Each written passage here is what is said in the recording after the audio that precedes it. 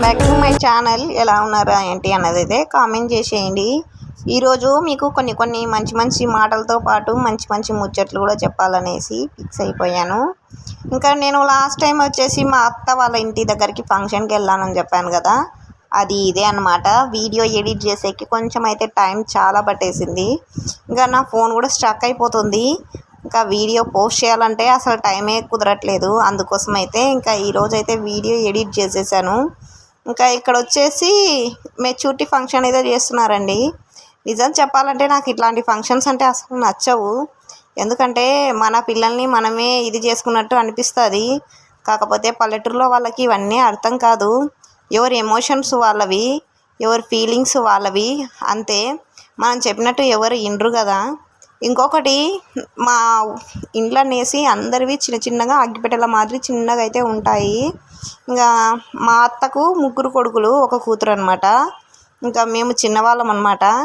అసలు ఎవరే అయినా అందరూ తల్లి మాట వింటారు అనమాట. ఇంకా వినడం తప్పులేదు, కాకపోతే అవి మంచిగా ఉంటే మాత్రమే బాగుంటుందని నా ఫీలింగు. ఎందుకంటే ఇప్పుడు ప్రతి ఒక్కరూ ఎలా ఉన్నారంటే డబ్బుకు మంచి ప్రయారిటీ ఇస్తున్నారు. మనం ఫ్యూచర్ ఎలా ఉంది ఏంటి అనేది అయితే ఎవరు డిసైడ్ అవ్వట్లేదు. ఎందుకంటే ఇప్పుడు కాలంలో ఎలా ఉన్నారంటే ఒక్కొక్కరు డబ్బు ఉంటేనే విలువ అనమాట. ఎంత పెద్ద రిలేషన్ అయినా కానీ డబ్బు లేకపోతే ఆ రిలేషన్కి విలువే ఉండదు. ఇంకొకటి ఏంటంటే చూటిపోటి మాటలు అలాంటివి అయితే చాలా జరుగుతూ ఉంటాయి.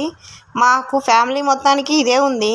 కాకపోతే ఎవరైతే అర్థం చేసుకోరు, నేను ఎన్నిసార్లు చెప్పినా కానీ అసలుకి అర్థం చేసుకోరు.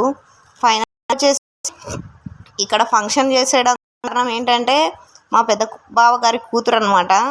ఈయన కొంచెం ఎక్కువ డ్రింక్ చేస్తాడనమాట. తప్పు ఆయనదేం కాదు, మా అత్తదే అనమాట. ఆయనకు అలాంటి వాళ్ళకి నిజం చెప్పాలంటే మీరు తప్పుగా ఎవరైతే అర్థం చేసుకోవద్దండి. ఇది నా ఓన్ ఫీలింగ్. ఇంకా ఎవరన్నా ఏమన్నా అనుకుంటే మాత్రం నేనేం చేయలేను.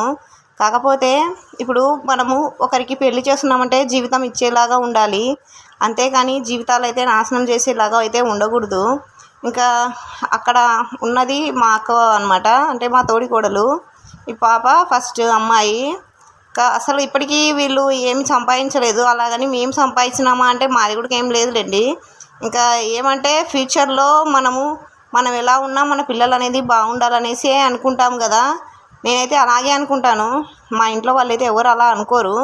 ఇంకా ఇప్పుడు చూడండి, ఇలా చేసి ఇంకా ఏదేదో చేసామనుకోండి ఎలా ఉంటుందంటే చూసే వాళ్ళకి మనం ఇంకా చనువిచ్చినట్టు ఉంటుంది.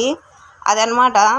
ఇప్పుడు మనకి ఏదన్నా సమస్యలు ఉన్నా కానీ నాకు తెలిసి పెద్ద పెద్ద వాళ్ళ ఇళ్ళల్లో ఎలా ఉంటారంటే, అంటే మంచిగా సంపాదించుకొని సంపాదన పక్కన పెట్టినా కానీ మెచ్యూరిటీ మైండ్ సెట్ ఉన్న ప్రతి ఒక్కరూ ఏదో అలా ఆలోచిస్తారంటే మన వీక్నెస్ అనేది ఎదుటివారికి చేతికి అందించకూడదు అనేసి అనుకుంటారు. నేనైతే అలాగే అనుకుంటాను. ఎందుకంటే నా తప్పు ఎంత ఉన్నా కానీ ఆ ఎదుటి వాళ్ళకు నా తప్పుని చూపించకుండా ఉండడానికే ట్రై చేస్తాను. ఫైనల్గా వచ్చేసి ఇక్కడ జరుగుతుంది ఏంటంటే, మా ఊర్లో గురించి చెప్తున్నాను, ఫంక్షన్ గురించి చెప్పట్లేదు. ఎంతసేపు ఉన్నా కానీ అంటే కొంచెం పెద్దవాళ్ళు ఉంటారు కదా, మా ఆయన వాళ్ళ అబ్బా వాళ్ళందరూ అలా వాళ్ళ దగ్గరికి పనికి వెళ్ళేటోళ్ళంట. మాకైతే ఏం పొలాలు ఆస్తులు అయితే ఏం లేవండి. మేము రీసెంట్గా అందరం ఇండ్లు ఎవరు వాళ్ళు కట్టించుకున్నవే. మా మామ ఇల్లు కట్టించిపోయినాడు అనమాట. ఇంకా వచ్చేసి మేమైతే మళ్ళీ రీమోడల్ అయితే చేయించామని చెప్పాను కదా, అదనమాట. ఉన్నంతసేపు హ్యాపీగానే ఉంటాము. కాకపోతే ఇప్పుడు ఆమె హస్బెండ్కి వచ్చేసి ఇక్కడ వైట్ బ్లౌజ్ వేసుకుంది కదా, ఆమె మా తోడి కోడలు అనమాట. ఆమె వచ్చేసి పాపం అనిపిస్తుంది నాకు ఒక్కొక్కసారి. ఇప్పుడు ఇంట్లో హస్బెండ్ అనేది కరెక్ట్గా ఉన్నప్పుడు ఎలాంటి డెసిషన్స్ అనేది ఎవరు తీసుకోరు, అదనమాట. ఆయన ఎప్పుడూ డ్రింక్ చేసి ఎప్పుడు పిల్లల్ని పట్టించుకోకుండా ఇంట్లో ఫ్యామిలీని పట్టించుకోకుండా ఉంటే అప్పుడు ఏమనిపిస్తుంది అంటే ఎవరికైనా కానీ కోపాలు అనేది వస్తూ ఉంటాయి, అదనమాట. అలా అని తెలిసినప్పుడు నాకు తెలిసి అయితే నేను ఇది ఎవరిని హర్ట్ చేసే విషయం అయితే కాదు, మామూలుగా అయితే చెప్పాలనుకున్నాను. నేను చాలాసార్లు కూడా మా అత్తతో ఈ మాట అన్నాను. తప్పు ఎవరిది కాదు, నీదే ఫస్ట్ ఆఫ్ ఆల్. అలా ఉన్నాడు ఆ పర్సన్ అన్నప్పుడు అలాంటి వాడికి పెళ్ళి చేసి పిల్లలు ఇది అందరినీ జీవితాలు నాశనం చేయకూడదు అనేసి చెప్పాను. అంటే వామ అన్న వర్షన్ ఏంటంటే అలా అన్న చేస్తే మారతారేమో అనేసి చేసామనేసి అంటారు. నిజం చెప్పాలంటే డ్రింక్ అలవాటు పడిన వాళ్ళు అప్పట్లో వాళ్ళు మారుతునేవారు. ఇప్పట్లో ఎవరు మారరండి. ఎందుకంటే ఇంకా డ్రింక్ అనేది ఫ్యాషన్ అయిపోయింది. ఇంకా పల్లెటూరులలో ఎలా ఉంటుందంటే ఇంకా చాలా చండాలంగా ఉంటుంది. నిజం చెప్తే పల్లెటూరు వాతావరణం కొంచెం బెటర్ అనిపిస్తుంది, కానీ మనుషుల మధ్యన విభేదాలు అనేది చాలా వేరుగా ఉంటాయి. పైగా ఈ ఊర్లో ఇంకా ఎక్కువగా ఉంటుంది. ఇంకా ఇక్కడ వచ్చేసి ఈమె మా అక్క, మీకు చాలాసార్లు చూసింటారు. ఈమె మా తోడికోడలు అనమాట. ఇంకా ఇక్కడ వచ్చేసి అందరైతే అమ్మాయికి అయితే తెచ్చినవి అన్నీ అయితే ఇచ్చేస్తున్నారు. నేనైతే ఇలాంటివన్నీ అసలు యాక్సెప్ట్ చేయను. ఎందుకంటే మన పిల్లల్ని మనమే బయట పెట్టేసుకొని ఏదో చేసినట్టు అయితే ఫీల్ వస్తుంది. నేనైతే ఇలాంటివన్నీ యాక్సెప్ట్ చేయనండి. వాళ్ళ హ్యాపీనెస్ కోసం వాళ్ళు చేసుకున్నారంటే నేనేం హ్యాపీనే. ఇంకా మన కాడ లేనప్పుడు ఆడంబరాలు చేసుకొని అప్పుల పాలు అవ్వకుండా ఉండడం అనేది నాకు తెలిసినంత వరకు అయితే బెటర్ అనిపిస్తుంది. ఎందుకంటే మనకే లేదు, పక్కనోనికి ఏం పెడతాం అన్నది నా ఫీలింగ్ అనమాట. ఇంకా ఇది ఇక్కడ వచ్చేసి నేను చెప్పాలనుకున్నది. మీకు ఇంకా ఏమైనా అనిపిస్తాయి ఏంటి అనేది అయితే కామెంట్ చేసేయండి.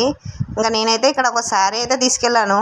మామూలుగా అయితే డ్రెస్సే తీసుకెళ్దాం అనుకున్నాను, కాకపోతే బడ్జెట్ ఫ్రెండ్లీ అనమాట శారీ అయితే, అందుకోసం అనేసి శారీ తీసుకున్నాను.